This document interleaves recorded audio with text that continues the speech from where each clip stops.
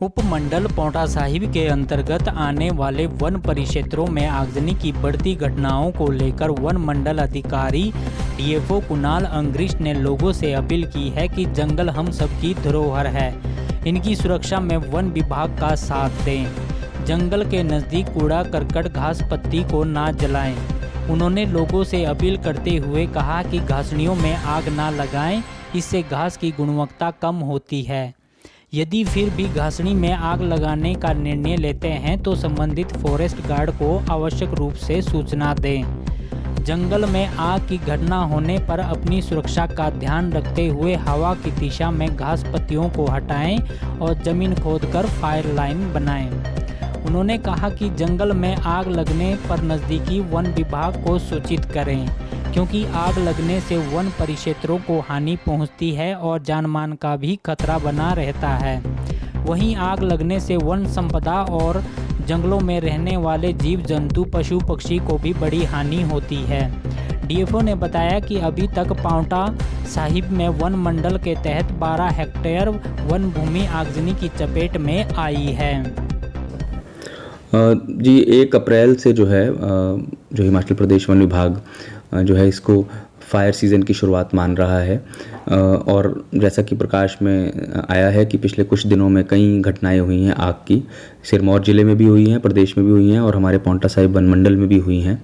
और मुख्यतः ये प्रकाश में आता है कि जो ये फायर के जो इंसिडेंट्स हैं ये कृत्रिम रहते हैं, ये मैन मेड रहते हैं। ये व्यक्तियों के द्वारा अपनी घासनी में या अपने घर के आसपास आग लगाई जाती है, जो कि केयरलेसनेस के कारण वन क्षेत्र में फैल जाती है, तेज़ हवाओं के कारण वन क्षेत्र में फैल जाती है। काफ़ी स्टेप्स जो है वन विभाग के द्वारा मार्च में फायर सीज़न से पहले लिए जाते हैं। फायर लाइनें जो हैं हमारी फॉरेस्ट में रहती हैं उनको साफ़ किया जाता है, पत्ते हटा करके, पत्ते उसमें इकट्ठा करके उनको जला करके साफ़ किया जाता है, ताकि जो है फायर एक जो है जंगल से दूसरे जंगल में ना फैले या जंगल के एक भाग से दूसरे भाग में ना फैले। इसके अलावा जो है फायर सीज़न के दौरान जो ये 3 महीने का अप्रैल मई जून में फायर सीज़न हमारा रहता है, इसके दौरान फायर वॉचर रखे जाते हैं जो कि स्थानीय ग्रामीण रहते हैं। उनका काम जो है क्षेत्र में गश्त करना, फायर की सूचना प्राप्त करते रहना, एकदम तुरंत सूचना मिलने पर वहां पहुंचना। और इन फायर वॉचर्स के साथ जो वन रक्षक है और जो स्थानीय वनकर्मी है वो भी अपना क्षेत्र में गश्त करते रहते हैं और कोई भी जो इंसिडेंट होता है उसके बाद तुरंत कार्रवाई करते हैं और वहाँ स्थानीय ग्रामीणों की सहायता से और जो वन विभाग की जो टीम है उसकी सहायता से आग को बुझाते हैं। इसके साथ साथ ही विभागीय स्तर पे, वन विभागीय जो मंडलीय स्तर पे वाहन प्रयुक्त रहता है। अगर जैसे ही हमें सूचना मिलती है एक टीम को डिस्पैच कर दिया जाता है वहाँ पे, जो कि लोकल ब्लॉक की जो वन विभाग का जो ब्लॉक है उसकी टीम को इकट्ठा करता है। अगर ज़्यादा इंसिडेंट रहता है, बड़ा इंसिडेंट रहता है तो रेंज के कर्मियों को भी, अन्य रेंज के कर्मियों को भी वहाँ भेजा जाता है और स्थानीय ग्रामीणों का सहयोग भी लिया जाता है। जो वन फॉरेस्ट एरिया में जो फायर होती है तेज़ हवा के कारण काफ़ी जल्दी वो फैल जाती है, किसी भी दिशा में वो जा सकती है और उसके लिए, उसके बचाव के लिए जनरली फायर लाइन जो है उसको काट करके, घास पत्ती हटा करके, सूखे पत्ते और अन्य जो सामग्री है, फ्लेमेबल जो सामग्री है, ज्वलनशील सामग्री, उसको हटा करके फायर लाइन बनाई जाती है ताकि जो फॉरेस्ट फायर है वो एक क्षेत्र से दूसरे क्षेत्र में क्रॉस ना करे। और यही कार्य वन कर्मियों के द्वारा किया जाता है और काफ़ी रिस्की ये कार्य है। तो मैं जो स्थानीय ग्रामीण भी जो इसमें भागीदारी देते हैं उनका मैं धन्यवाद भी करना चाहूँगा, उनको साथ ही सचेत भी करना चाहूँगा कि बहुत ही सावधानीपूर्वक इस कार्य को करें, अपना बचाव रखते हुए कार्य को करें। जब अगर कुछ ऊंचाई के क्षेत्रों में आग लगती है तो वहाँ पत्थर वगैरह का खिसकना और पत्थरों का गिरना की ऐसी संभावनाएँ भी रहती हैं, तो वो सब देख करके और ध्यानपूर्वक इसको करें।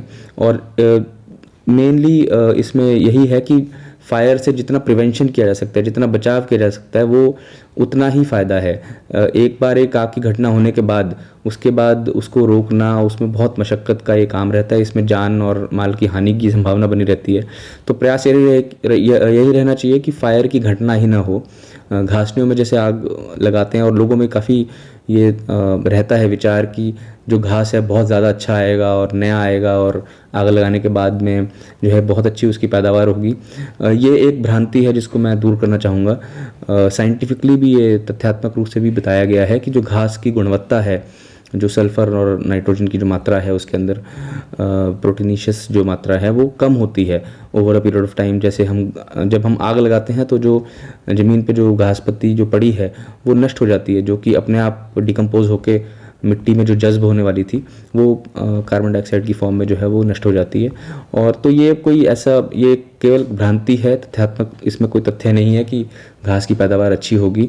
तो आप जो है ये घासनी में आग लगाने का जो है निर्णय है इसको ना लें तो बेहतर है। अगर लेना भी चाहें तो स्थानीय वन रक्षक को ज़रूर सूचित करें और एक फायर लाइन ज़रूर उसमें रखें कि जो आपकी घासनी में लगाई हुई आग है, बगीचे में लगाई हुई जो आग है वो वन क्षेत्र में ना फैले।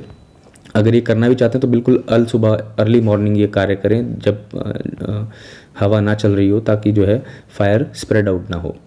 और बिल्कुल ध्यान रखें कि जो फायर जो है जो आपके द्वारा आग लगाई गई है वो बुझा दी जाए और अन्य क्षेत्रों में ना फैले। साथ ही कई बार देखा गया है कि गांव के आसपास जो कूड़ा जहां फेंका जाता है वहां आग लगाई जाती है, या कोई फंक्शन, पब्लिक फंक्शन होता है, शादी का समारोह होता है, तो उसके बाद जो प्लेटें या अन्य पदार्थ जो फेंके गए जाते हैं उसमें आग लगाई जाती है और वो आग जो है कई बार निकटवर्ती जंगल में फैल जाती है। ऐसी घटना से बचें। ना केवल ये जो है कूड़ा करकट जनरेट हो रहा है उससे वन क्षेत्र खराब हो रहा है, बल्कि आग लगाने के बाद और भी नुकसान होता है। तो इस प्रकार का जो कूड़ा करकट है उसमें प्रयास रखें कि उसको बिल्कुल प्रॉपर तरीके से मैनेज किया जाए और उसका डिस्पोजल जो है वो प्रॉपर तरीके से किया जाए। तीसरी चीज़, अगर आग लगने की घटना आपको कहीं दिखाई देती है घर के आसपास किसी वन क्षेत्र में, तो तुरंत रूप से सूचित करें। निकटवर्ती जो वन रक्षक है, वनकर्मी, जिनको भी आप जानते हैं, उनको एकदम से सूचित करें।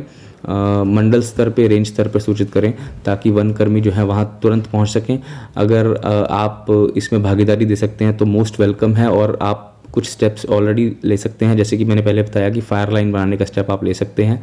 जिस दिशा में हवा चल रही है उस दिशा में ही फायर के बढ़ने के चांस रहते हैं, तो उस दिशा में आप उचित दूरी बनाते हुए अगर घास पत्ती हटा सकें, सूखे पत्ते और डंडियाँ हटा सकें और वहाँ एक फायर लाइन बना सकें तो बहुत बेहतर रहेगा। जितनी जल्दी इस आग को कंट्रोल कर लिया जाए उतना जो है वो बेहतर रहेगा। साथ ही सूचना ज़रूर दें। बहुत सारा पब्लिशिंग मटेरियल जो है, पब्लिकेशन मटेरियल हमारे द्वारा, वन मंडल के द्वारा इसमें बनाया गया है। अखबार के तंत्र के माध्यम से भी जो है बहुत से पैम्फलेट वितरित किए गए हैं। उसमें भी बहुत सी जानकारी है जो आग से बचाव के लिए दी गई है। साथ ही व्हाट्सएप के माध्यम से भी काफ़ी ये सूचना जो है उसको फैलाया जा रहा है कि आग से बचने के जो उपाय हैं और आग कम करने के जो उपाय हैं उनको बताया जा रहा है। तो मेरी यही अपील रहेगी कि जनमानस से कि इस फायर सीज़न के दौरान आग से जंगलों को बचाने के लिए वन विभाग का साथ दें। जो वन है ये एक हम सब की एक सामूहिक, इससे हमें सब कुछ प्राप्त होता है, बहुत कुछ हमें प्राप्त होता है और एक ये हमारी सामूहिक जिम्मेदारी है कि इसकी रक्षा भी हम करें। जो इससे घास पत्ती, इससे लकड़ी, इससे अन्य जल के स्रोत जो भी हम प्राप्त करते हैं, तो हमारी फ़र्ज़ बनता है कि हम इसको कुछ वापस दें और जो इसमें मिनिमम जो हम कर सकते हैं वो है इसका संरक्षण कर सकते हैं, इसको आग से बचाने में अपना योगदान दे सकते हैं। धन्यवाद।